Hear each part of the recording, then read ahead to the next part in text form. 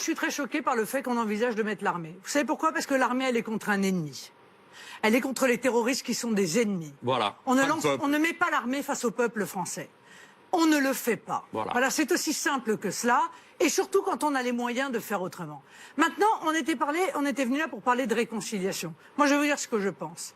La seule manière que je connais pour sortir de tout ça, c'est la Constitution française. Pardonnez-moi, moi je suis une démocrate et je considère que quand il y a une telle crise politique, parce que vous dites il y a des milliers de gens, ils sont pas nombreux, alors un coup sont 10 000, un coup 30 000, vous racontez n'importe quoi comme chiffre, mais il y a un chiffre que vous ne pouvez pas contester, c'est qu'il y a encore une majorité de Français qui soutiennent ou qui ont de la sympathie pour les Gilets jaunes. 8 points de moins aujourd'hui dans notre sondage BFM TV et là. C'est encore une majorité. Très ça veut légère, dire que malgré les menaces, les violences, les images catastrophiques, les types qui se sont tenus d'une manière qui est inadmissible et qui est condamnable, tout ce que vous voulez, malgré tout ça, 18 fois de suite, les Français ils disent ce que demandent les Gilets jaunes est juste.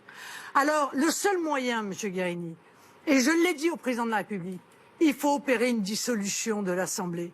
Il faut répondre à la crise de représentativité dans notre pays, pas seulement politique d'ailleurs, mais aussi syndicale, mais aussi sociale, parce que le CESR, il représente personne, voyez-vous. Et d'ailleurs, il n'a rien vu venir. Il y avait une crise majeure, il n'a rien vu, lui. C'était les yeux bouchés, les oreilles bouchées.